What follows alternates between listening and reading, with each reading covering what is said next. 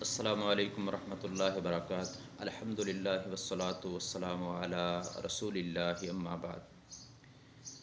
قال اللہ تبارک و تعالی فی محکم تنزیلہ اعوذ باللہ السمیع العلیم من الشیطان الرجیم من ہمزہ ونفخہ ونفثہ۔ اقم الصلاۃ لدلوک الشمس الی غسق اللیل وقرآن الفجر ان قرآن الفجر کان مشہودا۔ سورہ بنی اسرائیل آیت نمبر 78 کی تلاوت کی ہے۔ اس میں اللہ تبارک و تعالی نے پانچوں نمازوں کا تذکرہ، ان کے پڑھنے کا حکم اور ان کے اوقات کا بیان فرمایا ہے۔ اللہ تبارک و تعالیٰ فرماتے ہیں اقم الصلاۃ لدلوک الشمس الی غسق اللیل، نماز قائم کیجئے سورج ڈھلنے سے رات کے اندھیرے تک، اور فجر کا قرآن، بے شک فجر کا قرآن ہمیشہ سے حاضر ہونے کا وقت ہے۔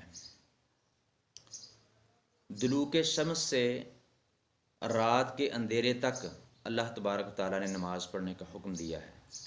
دلوک شمس کا معنی ڈکشنری میں غروب آفتاب بھی ہے، سورج کا غروب ہونا بھی ہے، اور سورج کا زرد ہونا بھی ہے، اس کا مائل ہونا بھی ہے، اور آسمان کے وسط سے جو ہے وہ ڈھل جانا بھی ہے۔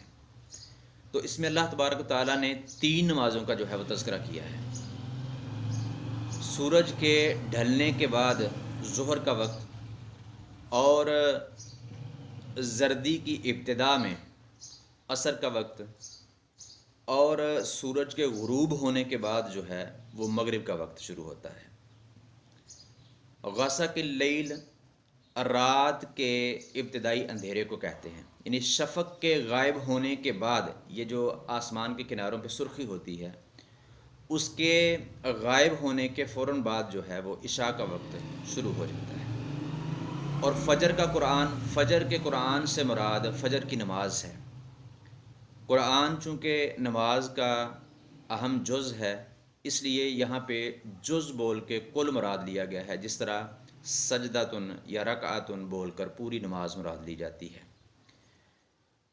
اور فجر کی نماز کو قرآن کہنے کا ایک مطلب یہ بھی ہے، اس لیے بھی کہا گیا ہے کہ فجر کی نماز میں دوسری نمازوں کی بنسبت جو ہے وہ قرآن زیادہ پڑھا جاتا ہے، اس لیے اس کو قرآن ہی کہہ دیا گیا۔ کان مشہودا، فجر کا قرآن جو ہے وہ ہمیشہ سے حاضر ہونے کا وقت ہے۔